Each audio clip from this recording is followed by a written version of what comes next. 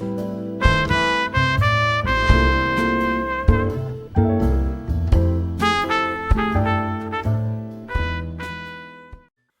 my name is Joe Jackson. I'm an interviewer, author, journalist, and broadcaster.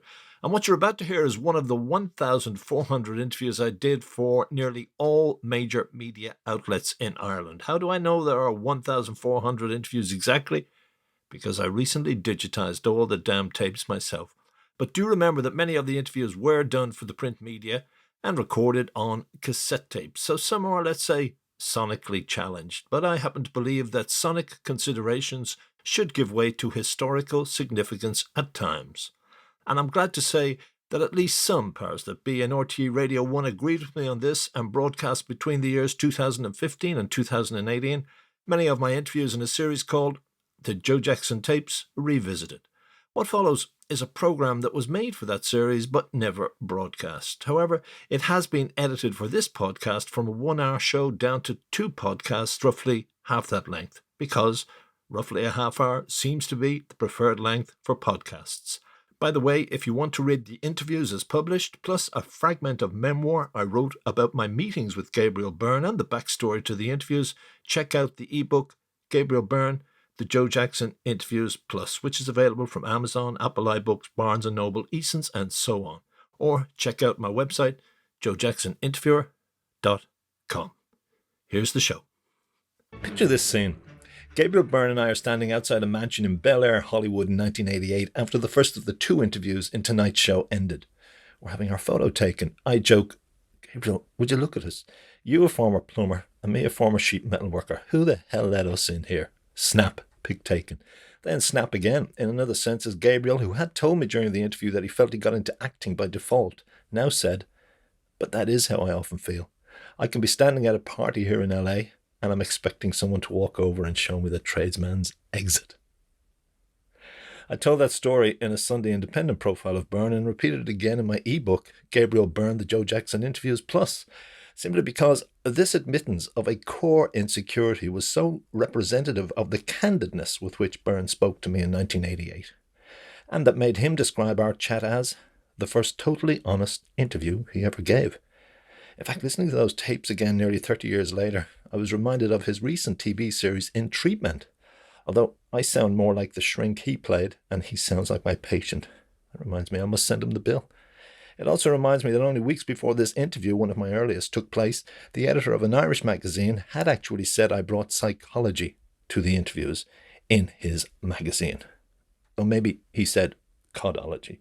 Either way, Byrne's phrase, totally honest, has to be seen as relative. Yes, this was the first time he spoke about having set out to become a priest and about his life in a seminary.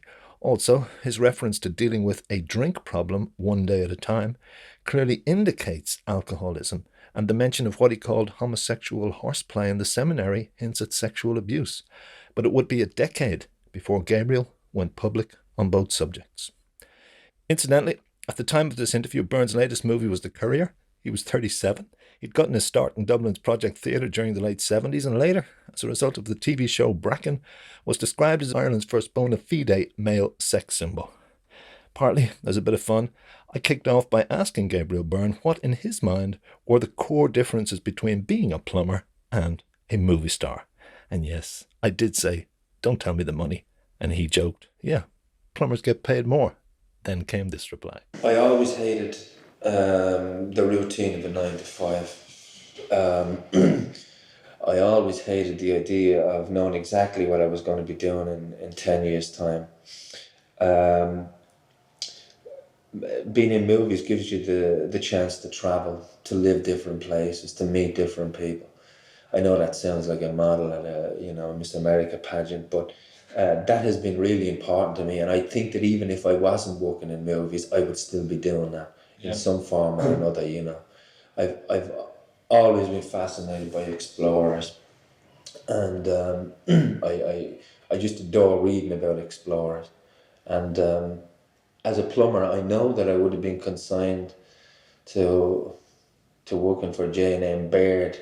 I would have been working for them for the rest of my life. Why'd you choose it? I chose it because I failed my interset and I couldn't get any other job, and Was your family? no, my father was a labourer in Guinness's. Yeah. And he happened to know a guy who knew a guy who said he'd take me on, even though I had no interest in it. And they couldn't take me as an apprentice plumber. I mean, I wasn't even an apprentice plumber. I hadn't got the interest in it. I failed the interest in it. No, and I failed the primary as well. So I had a kind of a double stigma attached to me. And plumbing was the only one I remember there was a little pamphlet that the VEC used to send out, and at the top it would list like electrician, laboratory technician, all those stuff. And you always needed mathematics and science and Irish and all this shit. And I had to go right to the bottom to see what you could get. And there would be stuff like woodcutter's assistant or something, or forestry or something. Right, yeah. And eventually I ended up with being plumber's mate for £3. I worked in Birds, and I put in the central heating, and I dread to think of it. I still pass these buildings in Dublin and I say, my work's there. My work is in there. You know, if I do nothing else. Like the sculptor has in the gallery where one of his exhibitions is, I used to say, my work is in there. And I was absolutely useless at it. I could never understand the difference between an S bend and a straight bend. Had you gone through tech? You'd gone through tech, had you? No, no. I had left Ireland when I was 12. I suppose it must have been the instinct for travel again, and also the romantic thing in me as well. I remember when we used to get this magazine at home called The Divine Ward, which was published by the Societas Verbi Divini in Roscommon. I used to write to the house every week, every month, and one month I opened it and there was an article in it on a seminary in England where they took guys of 12 years of age to train them to be priests. And there were great photographs in this, you know, of guys playing billiards and table tennis and football and going for walks. And then pictures of guys later on out in Africa on horses, you know, out in the missions. Very romantic. Oh, very romantic. I remember my mother was washing the dishes in the sink, and I came in, I'd been reading this thing out in the garden, and I came in and I gave it to her. And I said, I'd love to be one of those. So I forgot all about it. And one summer's evening, I remember we were playing football on the road, and I saw this priest walking up the road. It was just getting dark, and he was looking for a house. And I couldn't. Somebody said he's going into your house. So I went into my house, and in the sitting room, this priest was sitting, and I'll never forget. He was on the chair, and my mother had given him a cup of tea and some Marietta biscuits, and he was breaking the Marietta biscuits like the way they break the host. And I'll never forget the way he did that. And old habits die hard. Old habits die hard. And I found myself with 7 other Irish kids, 12 years of age, on the mailboat, watching Dunleary disappear, all dressed in black with a black cap. Did your parents approve? Yeah, yeah. They said, if that's what you want to do, go ahead and do it. So I spent 4.5 years there. And I discovered one day that a travelling group of players came to do a play at the seminary, and there was uproar because one of the girls took off her dress in the play and she had a slip. And when this troupe of players were leaving, we were all hanging out the windows, and I said, God, this is so exciting. I mean, I discovered girls, women, I suppose, and the theatre there. And I was called into the teacher's office when I was caught smoking in the graveyard with this other guy from Ballyferm called Ronnie Byrne. And we were smoking Park Drive in the graveyard. And we were sitting in the classroom, and a guy called Christopher Holden, I'll never forget his name, put up his hand. The priest used to walk up and down between the aisles, you know, with the soutane, which was brush against the other side. Put up his hand, he said, Father, the Byrnes have been smoking in the graveyard. So we were brought to the guy's office, and he said, I've been looking over your conduct and etc., and I don't think you've got a vocation. And they caught me sending a letter which I didn't submit to them for censorship, and that was it. I left, and I left in the depths of winter. I remember doing press-ups on the platform at Crewe Station, myself and this other guy. 2 of us left together, and did that leave any kind of legacy? What kind of? You know? Well, I still am a sucker for plain chant, and I'm still very interested in the idea of the priesthood. although I would never in a million years embrace it now, but it was something that was important to me for a long time. It's something that I've never really thought about before, but I did it all there, you know. I mean, I was up at 6 o'clock every morning, mass, studies, prayer, all that stuff. And consequently, when I came out, I worked as a plumber's mate, but I still had the idea of going back again to become a lay brother, you know. But that kind of... That experience of like discovering the young girl and the woman in the slip, and that, did it affect your attitude to sexuality? Was it the usual kind of shadow we hear of? Well, when you discover sexuality and you're deprived of it, just in the shape of girls walking by, I mean, you have to live a lot of the time in your imagination, and most of us did. And they used to say that you know, when the lights would go out, the beds would become tense immediately, you know. That was the way we lived, and there was homosexuality there, though I didn't recognize it as homosexuality at the time, and I don't think that most of the guys who even were doing it really knew what they were doing, because the whole idea of taking like young boys and putting them into a situation where women and sin are like one and the same thing, and yet the instinct to find out about that is so strong, you're going to have problems at the age of awakening sexuality. At the age of awakening, and if you didn't recognize it as such, did you partake in homosexuality? No, I didn't. Games. Well, you know, kids play games. You know, not kind of fully consummated homosexuality, but young boys thrown together like that, being in boarding schools. Oh yeah, there was horseplay. I would describe it as horseplay, and we knew that there were certain guys in the school who you know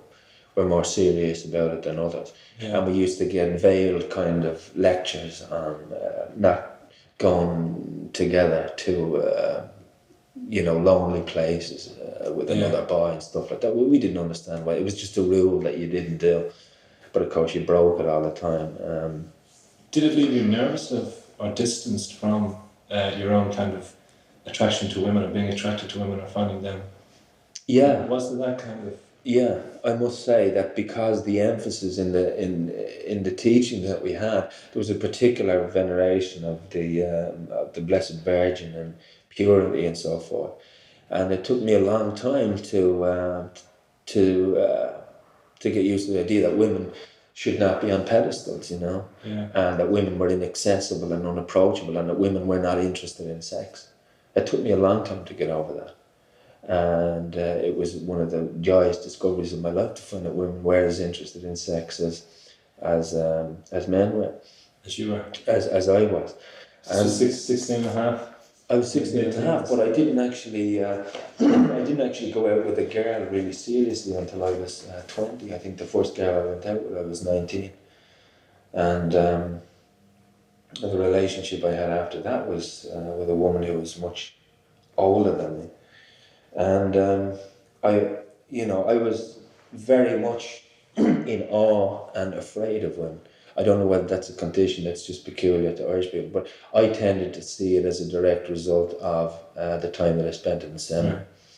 And I was led to believe that women were temples of the Holy Ghost, and even entertain thoughts about them in any way apart from that was a violation of that. And so, it fucked up my sexuality for quite a long time.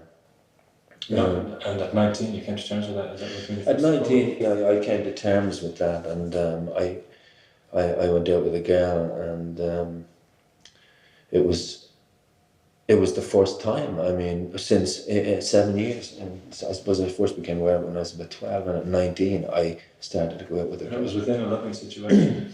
Yeah, it was really exciting. It was in the Gaeltacht. I was at university at the time, and I got a scholarship to the Gaeltacht, and I met this girl who's now a teacher, and we had a great 2 weeks. A loving and a passionate a loving and a passion set against the background of the rugged Kerry Gaeltacht.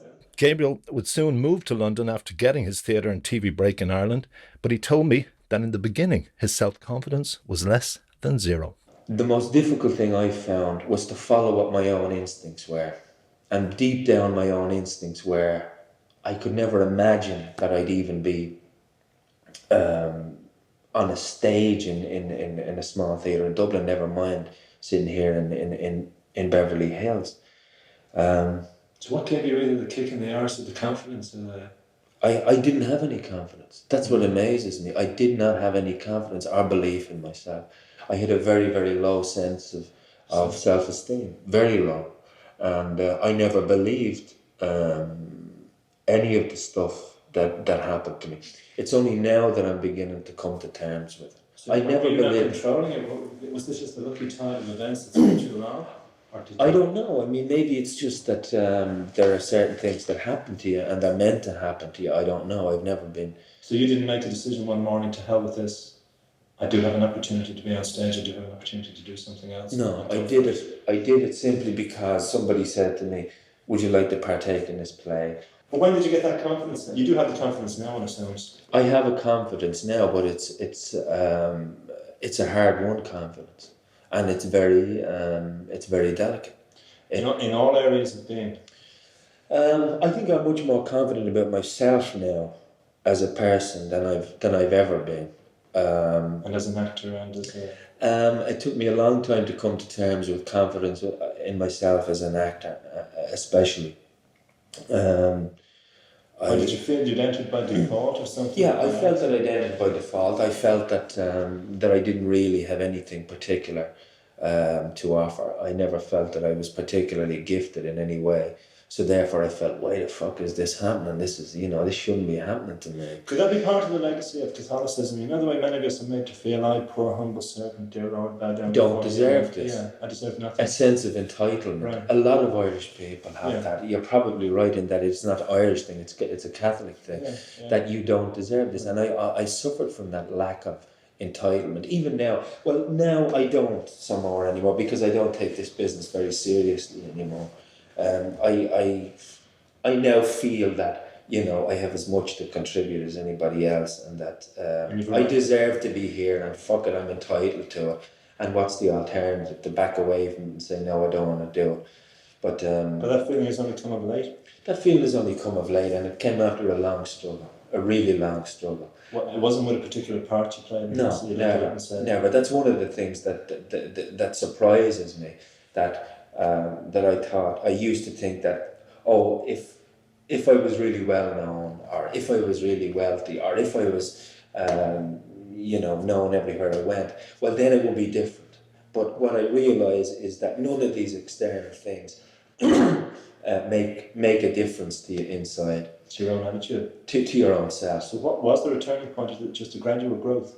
It was a gradual growth. As I said, when I went to London, I found it a very painful experience, and I isolated there for a while, and I didn't really partake in anything social in London at all, and it was a very painful period for me. But it made me realise that if you confront pain and you go through it, you come out stronger. If you feel it rather than anaesthetise it? Well, if you ignore it or anaesthetise it, well then you're avoiding it.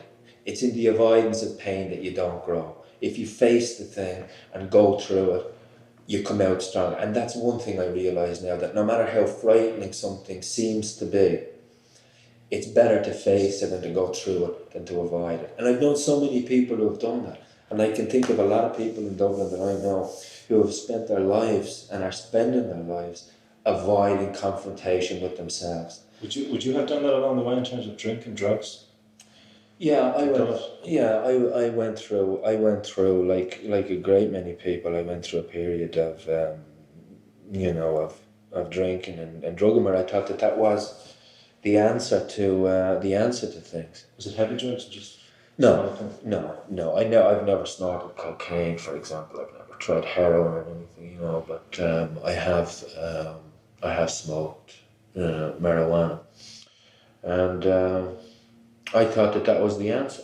because my perception of the world was altered, and I thought that this perception was a real one and a true one. And so therefore, this was where it was at, man, you know, because, oh, man. Now, the thing about it is that I now realise you can get to that stage without drugs and without drink. And I did have to fight a very hard battle against drink. Yes. Are you now in control of it? I don't think that I would ever say that I am in control of it. But I knew that if I wanted to live a happy life, a contented life, drink would have to go. And I had to make that decision. And the way I live now is, I don't say that I'm never ever going to drink again, but I live for just a day at a time, and that's the only way I can live, because so many people I've met, and I think it's also a condition that's true of Ireland as a whole, is that we're so obsessed with the past, so terrified of the future, that the present just fucking goes by, and the only thing that matters is the present. Yeah. One leg in the future, one leg in the past, you're pissing on the present. I'm just very happy to be, and grateful to be alive today. Drink is in Ireland, and especially in the theatre and film business, is like, it's second nature. I mean, it's all around all the time, and it's accepted, and it's an accepted form of an escape. To many kids coming of age during the late 50s and early 60s in Ireland, going to the pictures was a form of release and escape. Byrne told me he was one such child.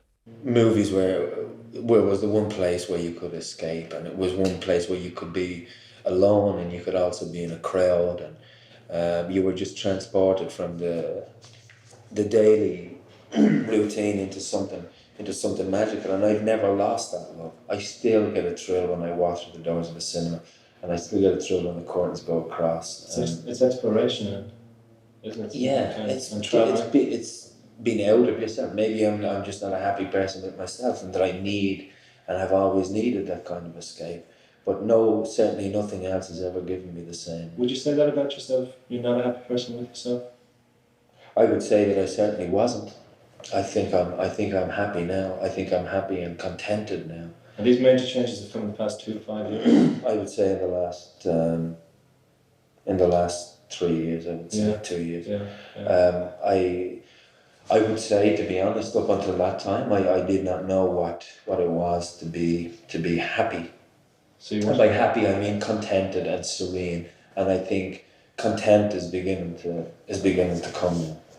And that's why I said that in the last 3 years, I feel that I have become very sure of my own identity. I'm not saying that I'm perfect in it, but I do feel I'm getting to know myself a lot more.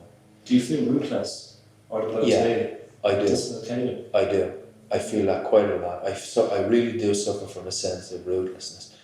I really do. How will you, or how can you combat that? How can I combat that? I don't know. Sometimes I feel like I'm a kind of like one of these nomads, going from oasis to oasis. No, it's very true. I do suffer that ruthlessness. And yet I can adapt. I can come to Los Angeles, I can be here for 3 months, I can do a film here, and this becomes my home for 3 months. I can go back to Ireland, I can visit my parents, Dublin, of course. Ireland is always my first home, except I can't afford to live there anymore. Right. And would you have any hopes or dreams of marrying, having children, or kind of? Yeah, it's crossed the mind now, right? Yeah, I think that it's very important to have kids. I really do. It's not something I would have thought 10 years ago, but I think it is important because it does take the spotlight off yourself and makes you care about something other than yourself. And people who don't marry later in life, I think, tend to be more self-obsessed than people who do. And as well as that, I think it's there's tremendous joy to be got out of having children. And I know there's a certain amount of pain as well with it, but there's tremendous joy and there's a tremendous sense of self-fulfillment about having kids. Do you see that in your near future? In your current relationship? I would hope that it would happen, yeah. I would hope that it would happen. But that's I'm certainly thinking much more of it now than I did 4 or 5 years ago. I had heard that Gabriel Byrne, back when Pierce Brosnan was still Remington Steele and gagging for the role of James Bond, was considered for the role. But Bond, as created by Ian Fleming, was, as much fun as the movies can be, a carrier of racist, sexist, misogynist, and imperialist codes. So I asked Byrne, is that why he wasn't interested in the role? I think everybody who could remain vertical for 2 minutes and had dark hair or even blonde hair was, mentioned as being one of the Bond people. And there were certain people in the Bond setup that really wanted me to play Bond. Now, do you see those codes in him? Oh, absolutely, absolutely. I mean, I think James Bond is a cardboard comic character that's so out of date that it's a joke. You know what I mean? They're special effects movies. He walks through it like a mannequin, spouting kind of like, anti-Russian, anti-communist, pro-Western, pro-imperialist crap, that it assumes from the beginning that James Bond is right to be fighting these forces of evil. He's less offensive to me than, and probably at the same time more dangerous than Rambo, who was tapping a chord somewhere among people who feel the need to identify with this kind of thing. And in America, the fear of invasion by another, Chuck Norris, Rambo, James Bond. I mean, to me, they're just they're comics. I mean, it was kind of embarrassing to be associated with that thing. Yeah. While I was in this cultural deconstructionist mode, I couldn't resist the temptation to remind Gabriel, as Ireland's first bona fide male sex symbol, that a female sex symbol such as Marilyn Monroe often saw herself as little more than a lump of meat, processed and packaged purely to feed venal fantasies, often sexual, among cinema audiences. So I asked Gabriel, did he ever feel he was packaged and processed along the same cinematic meat factory lines? Marilyn Monroe was packaged with mystery and mystique, and it's for no accident that she was called a goddess, and that movie actors are called stars, because stars are unattainable, goddesses are unattainable. Now with the chat show, with the interview, with people's ability to make their own movies, to take their own photographs, like you don't have to do anything with a camera, you take your own photographs, that sense of mystery and excitement is gone. And so therefore, people aren't that much in awe anymore of the myth of the goddess coming down from the mountain like Marilyn Monroe. That's gone. But do you ever feel yourself to be processed and packaged to feel venial fantasies, say like sexual fantasies of women? I can't help stand on the, you're standing there being filmed, you know the way they're filming you, and you know what it's basically all about and what you're supposed to be. No, to be absolutely honest, I have never thought of that. I have never thought of myself as supplying a fantasy for them. Now, at the same time, I know that when the movie goes out, there are certain women who like the look of me, okay? Yeah. I don't consciously feel when I'm on a set that I'm being, used as, fantasy fodder. But that's built into the thing. And it's one of the frightening things about it, that you are up there and it's one reality to you. And that's what's frightening, because you're not in control of how people react to you. Response. That day I was a little off mic, so here I am revoicing some of my questions. I then asked Gabriel if he ever was confronted by a woman who was obsessed by his film image. Yeah, it's like anybody who the screen distances you from people, and people see you in a way that's not real. So therefore they meet you in reality and they're a bit confused, because you're not like you were in that, and at the same time you're the same person. And so therefore, how do they relate to you? And to be honest, the one thing that I have no control over is how other people see me. And I have a hard time dealing with people who say, you look really great in that, or you're really handsome, or my mother adores you, or whatever. It's nice. It's fucking nice, to be honest. It's better than a kick in the bollocks. It's better than being told that you're ugly, or that, but you have to come to terms with it, and at the same time it has got to mean nothing, because as soon as it begins to mean something, then you start maybe getting out here with these people and projecting things onto yourself. So is there a temptation to sexually exploit women who might come to Gabriel hung up on a screen image? You could. It has happened once or twice, but I have never exploited anybody in that way who was... Well, maybe exploitation was too harsh a word, but it'd be hard for a lot of men, a lot of women not to. Well, I've got very blatant invitations, from from women, but I've never taken them up. Never.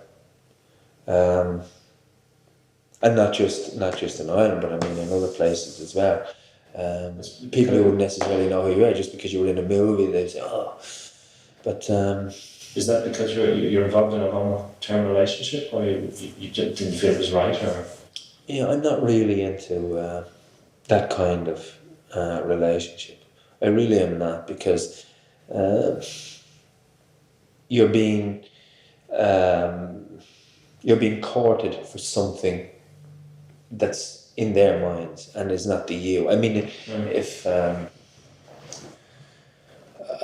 I have had one or two difficult experiences where women have made life a bit difficult for me, and by and large, I am treated well by women. I get a positive response from women. And I didn't before, or at least I felt I didn't before. So I wonder now, is it because I'm just on television? I don't think I've changed that much. Yeah. And it's a strange thing to go from being totally unknown to being well known. It's. But you are involved in a long-term relationship to this point, or are you? Or is that just? Well, I have been involved in a long-term relationship. Yeah. A woman who gave me tremendous support and gave up her career for me, really, to go to England with me, and because of my involvement in that relationship, I tended not to take advantage of any opportunities that were offered to me in the street or in pubs. So that's not to say that I haven't been tempted. I've been really tempted, believe me. Here, Gabriel and I were alluding to his longtime partner, Anya O'Connor, whose name I instinctively decided not to use given his reticence on the subject. After the interview ended, he explained why. He said that they'd parted and asked me not to, quote, break the story back in Ireland. I promised I wouldn't. Later that night, when I met Gabriel for a drink in Molly Malone's pub in LA, he introduced me to his new girlfriend, Ellen Barkin, whom I soon realised was as fascinated by the subject of sexual politics as Gabriel was. In fact, after he and I hit that little wall in relation to Anya O'Connor, I returned to the subject and asked if he agreed with the feminist view that the male romantic hero in film has, historically, been used to reduce women to the role of passive fantasist. Yeah, I agree with that. That is because, very simply, most movies are written, directed, produced, distributed by men. And whether one agrees with that or disagrees with it, that is a reality. And I have known actors. I would hate to be an actress. I really would. Unless you were Meryl Streep or Jessica Lange, to be an actress must be an awful fucking thing, because it's not that there isn't the work around, but it's the kind of work that's around. It was the kind of parts that I used to be offered. I would be offered the part where I would be the guy who was saying to the hero, "Don't do it. Please don't do it. I really care about you." And the guy would take up a gun and shoot me, and that would be the end of me. That was the kind of role. Women are seen as satellites around the male stars. Unless you happen to be one of the 10 leading film actresses in the world, say Diane Keaton, Jessica Lange, Meryl Streep, the very elite bunch at the top. The rest of actresses have to fight for roles that are, in many cases, one-dimensional, that are a reflection of the hero's problem. Okay, you do a movie about a guy who's killed somebody. What's the woman's role in that? The woman's role in that is to be the comforter, the one he confesses to, the one who helps him. Movies that are about women and the story being centered around them are much less frequent than stories about hero men. And I was looking at a movie the other night, I forget what it was, and a terrific actress was in it. And the guy was going through this big fucking problem. Will I, won't I? I've lost everything. And she was just saying, "It's okay, darling, it's okay, I'm here for you." And women have to start making movies of their own. Not necessarily about women, about feminism, but stories told from a woman's point of view. But that's really difficult for them to do, because women can't get an even break here. A woman finds it very difficult to raise money to make a film. There are very few women directors. Would you never see yourself in those terms, as they would criticise that a romantic hero used to reduce women to the role of passive fantasists? Yeah. I think that's not just true of film. I think that's true of popular culture in general. popular culture. I think it's a reflection of popular culture, and it's been in novels since God knows when. Women writers, have been exceptional. Great women writers have been exceptional rather than the rule, and great heroines who have carried the book as their story. Leaving aside people like Jane Austen and George Eliot, people like that. Mostly books have been written about men, but by men, about men, with women as the secondary characters, as the supporter. And that is the way it has been in society, and that is the way... That's the way it is now, isn't it? That's the way it is now. So, what would Gabriel Byrne say if a feminist did a thesis on his film career and said that his depiction of Byron in the movie Gothic, for example, was used in this process of disempowering women? I would say that I have to agree. If you look at the movies that are successful at the moment, like Broadcast News has been hailed as one of the great movies in 1988. You look at that movie, and what that movie says in the end is that if you're a woman and you're not married, you're fucked up and you're a psycho. You look at Fatal Attraction. Yeah. That's about you don't cheat on your wife, because that's also, I suppose, to a certain extent reflecting the paranoia about AIDS and so forth. But it's still the woman as villainous or as temptress or as a virgin. So they put these roles on women, and women have to play them. Gabriel Byrne, a never less than fascinating interviewee. And in the second podcast in this series, we'll move 4 years forward to the second interview we did. I thank you for listening to this edition of the Joe Jackson Interviews podcast. More can be heard on my website, joejacksoninterviewer.com, and the ebook Gabriel Byrne, The Joe Jackson Interviews Plus is, as I said, available wherever you buy ebooks. Thank you.